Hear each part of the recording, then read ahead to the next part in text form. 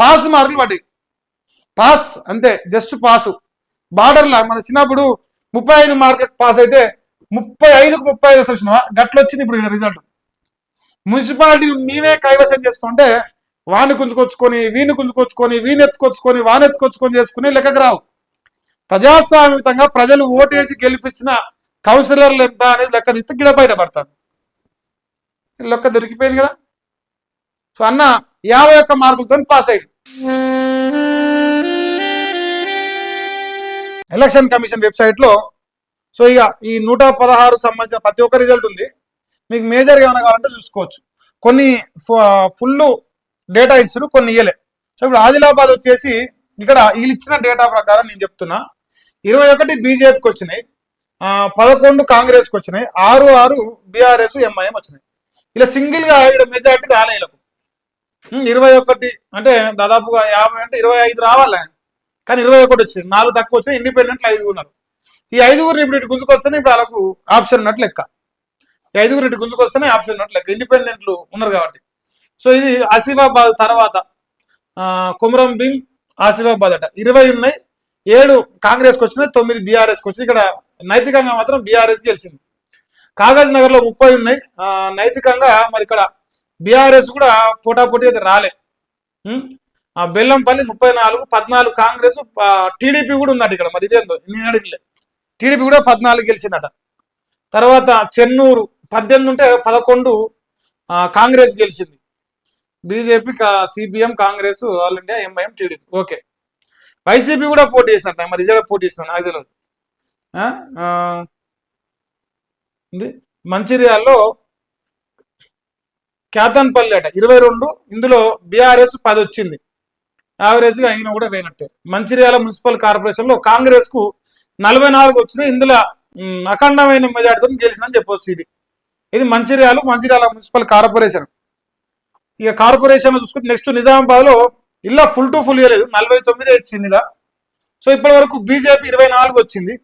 ఇక్కడ కాంగ్రెస్ 13, ఎంఐఎం 12 గెలిచింది. ఎంఐఎం కదా, ఎంఐఎం సారీ 4వది ఎంఐఎం ఉన్నది. ఇది ఎంఐఎం సంబంధించిన రిజల్ట్. ఇంకా బీఆర్ఎస్ అయితే ఇప్పటివరకు అయితే 0 కనిపిస్తుంది. తర్వాత మున్సిపల్ కార్పొరేషన్ లో రామగుండం, ఇందులో కూడా కాంగ్రెస్ 38 వచ్చినాయి, బీఆర్ఎస్ 13 వచ్చినాయి. కొత్తగూడెం మున్సిపాలిటీలో 60లో 22 కాంగ్రెస్ వచ్చింది ఇక్కడ ఇచ్చిన దాని ప్రకారం. ఇంకోటి 22 ఇదేం పార్టీ అదర్స్ అట, అదర్స్ రిజిస్టర్డ్ పార్టీస్ విత్ మరి తెలంగాణ స్టేట్ ఎలక్షన్ కమిషన్ తో రిజిస్టర్. అంటే వీళ్ళే 22 మంది వచ్చారు. మరి వీళ్ళంతా మరి ఏ పార్టీ వాళ్ళు? వాళ్ళు కమ్యూనిస్ట్ వాళ్ళు గెలిచిందే ఒకటి. మరి వీళ్ళేమో కమ్యూనిస్ట్ కి ఒక మున్సిపాలిటీ చైర్మన్ వచ్చిందని చెప్పేసి మున్సిపల్ కార్పొరేషన్ నుంచి రాసిరు. కొత్తగూడెం చూస్తే ఇక్కడ ఒక్కడే ఒక క్యాండిడేట్ గెలిచిండు.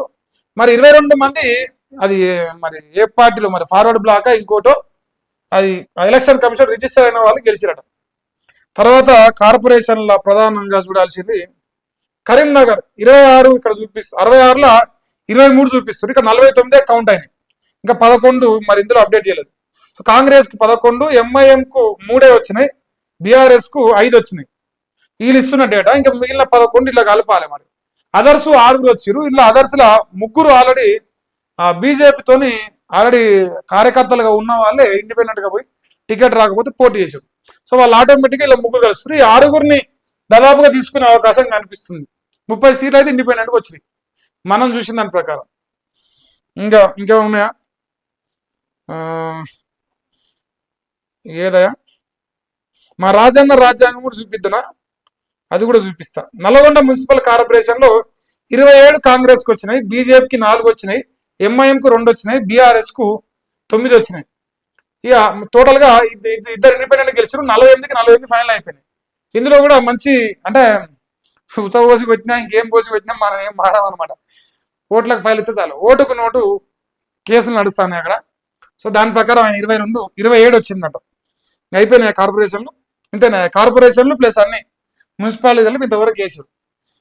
మా రాజన్న రాజ్యాంగం కూడా జర చూపించాలి కదా, జర చూపిస్తా కదా. చండూరు మున్సిపాలిటీలో 10 ఉన్నాయి, 10లో బీజేపీ 0 వచ్చింది. తర్వాత వీళ్ళు 6 వచ్చిర్రు, కాంగ్రెస్ వాళ్ళు 6 వచ్చిర్రు. తర్వాత 3 బీఆర్ఎస్ వచ్చింది, 1 కమ్యూనిస్ట్ పార్టీ అని వచ్చినట్టుంది. ఇది నాకు ఐడియా ఉంది ఆల్రెడీ, అది అలయన్స్ లో ఇచ్చేసారు. సో టోటల్గా 3 బీఆర్ఎస్ 7 కాంగ్రెస్ ప్లస్ అలయన్స్ కలిపి 7 వచ్చినాయి. మా చండూరు మున్సిపాలిటీలో మా రాజన్న జెండా పైసల జెండా ఎగిరేసింది. ఏమేసిండు నేను చెప్పిన కదా, ఓటుకి 20,000 ఇచ్చినప్పుడు ఓటుకు 12,000 ఇచ్చినప్పుడు ఇక మరి నియతిగాళ్ళు కదా, నియతక్కువలు అయితేనేమో కాంగ్రెస్ పార్టీ లెక్క ఇట్లా హామీలు ఇచ్చి ప్రమాణం చేసి మోసం చేదురు. మా జనాలు ఎట్లంటే పైసలు తీసుకున్నాక మోసం చేయబుద్ధి కాదు, ప్రమాణం చేసినాక వెలిగిస్తామంట, ఏమైనా పాపం తల్లిదండ్రులు భయపడతారు. సో అట్లా ఓటుకు నోటు ఎమ్మెల్యే మొత్తానికైతే చైర్మన్కి వచ్చిందట, గంత ఎత్తాడు పైసలు పట్టుకొని. అది మా రాజన్నది పరిస్థితి. ఇంకేమైనా ఉందా? మా రాజన్నది ఇంకోటి ఉన్నట్టుండే, అది ఎక్కడున్నదంటే యాదాది భువనగిరిలో ఉంటుంది, రంగారెడ్డి భువనగిరి చౌటుప్పల్. ఇందులో 20 ఉన్నాయా? 20ల బీజేపీ 3 గెలిచింది. తర్వాత ఇది ఏంది, ఇందాక ఇది పార్టీ ఉన్నది ఇక్కడ, ఇది ఒకటి ఉన్నది. తర్వాత 13 కాంగ్రెస్ గెలిచింది, ఇది ఎంఐఎం, ఇది బీఆర్ఎస్ 3 గెలిచింది. మొత్తంగా 20కి 20 కౌంట్ అయిపోయినాయి. 13తోని మా రాజన్న ఇక్కడ పైసల జెండా బాగా గట్టిన ఎగరేసింది. మా రాజన్న సక్సెస్ఫుల్ గా మహేష్ గాడ్సే వ్యతిరేకత తీసుకొస్తున్న భయంతో 12,000 అయితే గెలిచినాయి. మహేష్ గాడ్సే గెలిచాడు, 12,000 గెలిచింది. ఫైనల్ గా రాజన్న కూడా రాజ్యం ఎగిరేసాడు, పైసలతోని నడిపించిండు, కష్టకాలమే ఎదుర్కొన్నాడు. పైసలు మాత్రం దండిగా పోయినాయి. కాస్ట్లీ ఎమ్మెల్యే ఇంకేమైనా ఉన్నాయా? కామారెడ్డి 49ల 16 బీజేపీకి వచ్చినాయి, 19 కాంగ్రెస్కి వచ్చినాయి, 11 బీఆర్ఎస్కి వచ్చినాయి. 49 కౌంట్ అయినాయి ఆల్రెడీ. ఇంకా సిరిసిల్ల, రాజన్న సిరిసిల్లలో 19ల మరి మొత్తం బీఆర్ఎస్ఏ గెలుచుకుంది. 27 వచ్చింది. మరి ఇక్కడ ఏం చేయలేకపోయింది మరి రేవంత్ అని, ఇక్కడ రాజ్యాంగం పనిచేయలే, ఇక మేమే గెలుస్తున్నాం అని చెప్తే మరి ఇక్కడ ఫెయిల్ అయినట్టు కొడుతుందా. 27 వచ్చినాయి మా రాజన్నకు. మరి ఆయన పేరు ఏం పేరా, కేటీ రామారావు. 27 బీఆర్ఎస్ పార్టీ కొట్టింది. తర్వాత ఇంకేంది, హుజురాబాద్ లో మరి కాంగ్రెసే కొట్టింది. ఆయన బీజేపీ 5, కాంగ్రెస్ 16, 8 బీఆర్ఎస్కి వచ్చినాయి. ఆయన పేరు ఏం పేరు ఎగురుతాడుగానే, ఆయన మొత్తగారి, ఆయన సల్లబడ్డట్టుంది పాపం. పైడి రాకేష్ రెడ్డా, పాడి రాకేష్ రెడ్డా, పైడా ఏం పేరు ఆయన పేరు, కౌశిక్ రెడ్డి, పాడి కౌశిక్ రెడ్డి. సో ఆయన ఇక్కడ పీకిండు, కాంగ్రెసే గెలిచింది ఇక్కడ. ఇంకా భద్రాది కొత్తగూడెం అంట. మా రేవంత్ అన్న కొడంగల్ చూద్దామా? రేవంత్ అన్న కొడంగల్ అంటే వికారాబాద్ పోవాలి మనం. ఇక్కడ వికారాబాద్ చాలా పెద్దగా ఉంది ఇది. రంగారెడ్డి, వికారాబాద్, కొడంగల్ 12 సీట్లకు 10 సీట్లు మా రేవంత్ అన్న గెలిచిండు, 1 ఎంఐఎం గెలిచింది, 1 బీఆర్ఎస్ గెలిచింది. మొత్తానికైతే మా రేవంత్ అన్న ప్రభంజనం సృష్టించిండు. మా అన్న కొట్టేసి కొడంగల్ మరి 8,000 వచ్చో తెలియదు, ఇలా పైసలే గెలిచింది. అన్న ఏంటి కట్టలు కట్టింది ఏంటి కొడంగల్కి. సో అది కూడా ఒకటి. తర్వాత మహబూబ్ నగర్ అట. మహబూబ్ నగర్ మున్సిపాలిటీలో మున్సిపల్ కార్పొరేషన్ 60ల 5 బీజేపీ గెలిచింది, 22 కాంగ్రెస్ గెలిచింది, మరి 9 బీఆర్ఎస్ గెలిచింది. ఇప్పటివరకు 39 కౌంట్ చేసినట్టు ఇస్తారు. ఇంకా మిగిలిన 21 మరి ఎట్టున్నాయి తెలియదు. మొత్తానికైతే మెజారిటీ వన్ సైడ్ కనిపిస్తుంది, మరి ఏమంతానే బయటపడ్డాడు. ఇంకా వనపర్తి, కల్వకుర్తి 22 ఇక్కడ మా అన్నయ్య, వనపర్తి మా అన్నయ్య, కొత్తకోట మా అన్నయ్య. మొత్తానికైతే మహబూబ్ నగర్ మొత్తం మంచిగా కొట్టినట్టు కొడతాను. ఇక్కడ కొల్లాపూర్ కూడా కాంగ్రెస్, నాగర్ కర్నూలు కాంగ్రెస్. ఇటు పోతే మొత్తానికైతే మహబూబ్ నగర్ మొత్తం మా రేవంత్ అన్న సక్సెస్ఫుల్ గా కొట్టేసింది. ఇక్కడ సింపుల్ గా అర్థమవుతుంది. తర్వాత మిర్యాలు కూడా కొట్టిరు, హుజూర్ నగర్ మా ఉత్తమ్ అన్న, కోదాడ ఉత్తమ్ అన్న, సూర్యాపేట ఇక్కడ పోయినా కూడా సూర్యాపేట కూడా కాంగ్రెసే గెలిచింది, జగదీష్ రెడ్డి అవుట్ అయ్యింది. నేరేడు చెర్లట, ఇంకంతేనే. వైరా అంటే మా అన్నగారిది, బచ్చన్న గారిది కావచ్చు, ఖమ్మం. సో ఇక్కడ 12, మా సీతక్క ములుగు అక్క కూడా 12 కొట్టింది. కోస్గి రేవంత్ అన్న 16 కొట్టిండు. కోస్గి మా రేవంత్ అన్న పక్కనే ఉంటది. మక్తల్ 16లో 12 కొట్టిరు. నారాయణపేటలో బీజేపీ వచ్చింది. ఇక్కడ అంటే 3 తక్కువ ఉన్నారు. మరి ఇక వీళ్ళంతా ఎంఐఎం అటు ఉన్నారు కాబట్టి నడుస్తుంది ఉండాలి. టోటల్ గా ఇక్కడ ఇస్తున్న లెక్క ఒకసారి చూడండి. ఇక్కడ 1523 కాంగ్రెస్ కు చెప్తున్నారు, 1523. ఇక మీరు ఇక్కడ ఈజీగా అర్థమైపోతారు చెప్తారు. సో 1523 మా రేవంత్ అన్నకు వచ్చినాయి. 23,000 ఇటు చూసుకుంటే ఎంత అవుతుందా మీరు లెక్క చెప్పురు. సో యావరేజ్ గా 50+ వేసుకోరు, అది 51% లేదంటే 52% అనుకోరు. నాకు అర్థమైంది దాని ప్రకారం అయితే గట్టినే కనిపిస్తుంది ఈడ. సో ఇప్పుడు 52% ఇక్కడ కనిపిస్తున్నది. ఎందుకంటే 3,000 సగమే కదా, 1,500 వచ్చింది. 322 వీళ్ళు బీజేపీకి కనిపిస్తున్నది. ఇటు పోతే బీఆర్ఎస్ కు 770. వీళ్ళు ఈ 770 ప్రకారం మాకు 30% వచ్చిందని వీళ్ళు అంటారు. ఇది 30% ప్రజలు మా వైపే ఉన్నారని చెప్పేసి వీళ్ళు చెప్తారు.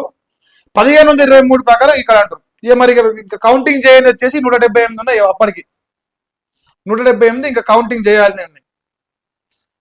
ఇది కాంగ్రెస్ పార్టీ 52%, లేదంటే 54% యాక్చువల్ 54 ఎస్కేపు రాదు.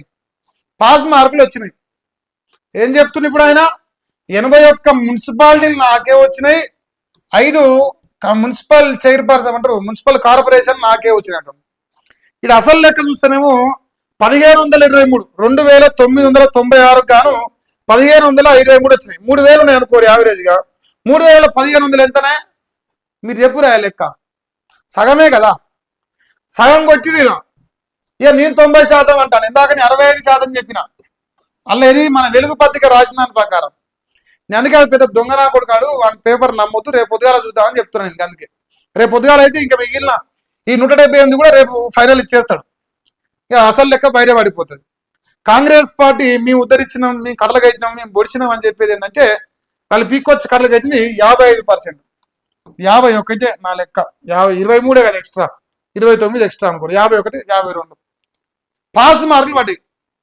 పాస్ అంతే, జస్ట్ పాసు. బార్డర్లా మన చిన్నప్పుడు 35 మార్కులకు పాస్ అయితే 35కు 35 వచ్చినా గట్లు వచ్చింది. ఇప్పుడు రిజల్ట్ మున్సిపాలిటీ మేమే కైవసం చేసుకుంటే వాడిని గుంజుకొచ్చుకొని, వీడిని గుంజుకొచ్చుకొని, వీని ఎత్తుకొచ్చుకొని, వాని ఎత్తుకొచ్చుకొని చేసుకుని లెక్కకు రావు. ప్రజాస్వామ్యంగా ప్రజలు ఓటేసి గెలిపించిన కౌన్సిలర్లు ఎంత అనేది లెక్క తీస్తే గిడ బయటపడతారు. లెక్క దొరికిపోయింది కదా. సో అన్న 51 మార్కులతో పాస్ అయ్యాడు. ఎంత?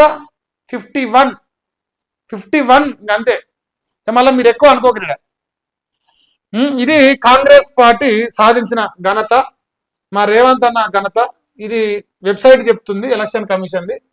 ఇక మిగతా విషయాలు రేపు ఉద్యోగాల వాళ్ళు ఏమేమి రాస్తారు, ఏమి సంగతి అనేది మీ ముందర పెట్టే ప్రయత్నం చేస్తాం. తెలంగాణ ప్రజలు మాత్రం ఒకటి గమనించాలి. ఇక భవిష్యత్తులో ఎవరు రాజకీయం చేసినా ప్రజలు తీసుకొని ఓటేస్తే చాలరా. 100 లంగా పనులు చేయని, 101 లంగా పనులు చేయని, ఇగో గిట్లా ఎదురొచ్చిన హామీలు ఇచ్చి మోసం చేయని, ఓటుకు నోటిస్తే చాలు తెలంగాణ జనాలు ఓటేస్తారు. వాడు లంగ్ అయినా, లత్కోర్ అయినా, లఫంగ్ అయినా సరే ఓటుకు నోటిస్తే వాడు ఎంత లుచ్చాగారైనా సరే గెలుస్తాడు అనే ధీమాతోని బతకొచ్చని తెలంగాణ రాష్ట్ర ప్రజలు మరి మున్సిపాలిటీలో ప్రూవ్ చేస్తున్నట్టు అనిపిస్తుంది. సో దయచేసి ఓటు యొక్క విలువను తెలుసుకొని, ఈ రాజ్యాంగంలో ఎందుకు ప్రజాస్వామ్యయుతంగా మనకు ఓటు హక్కును అంబేద్కర్ గారు ఇచ్చారు, దాని ద్వారా మనం ఎట్లా బాగుపడాలో పక్కన పెట్టి ఎట్లా నాశనం కావాలో మనం దానికి పునాదులు వేసుకుంటున్నాం అనేది గ్రహించుకొని, మరి భవిష్యత్తులోనైనా సరే రేవంత్ రెడ్డి లెక్క ఇగో ఇచ్చిన హామీలన్నీ ఎదురొచ్చిన దేవుళ్ళ మీద ప్రమాణం చేసి ఎట్లయితే మనల్ని మోసం చేసిండో గట్నే ఎదురొచ్చిన దేవుళ్ళ మీద కూడా ప్రమాణం చేసి పైసలు తీసుకొని ఓటు మాత్రం పైసలు ఇయ్యనోనికి ఓటేసి ఒక్కసారన్నా వీళ్ళకి సిగ్గొస్తట్టు చేయాలని నేను కోరుకుంటున్నాను. సో ఇది నా యొక్క విజ్ఞప్తి. ఇక మీ ఇష్టం, ఇక చేస్తా.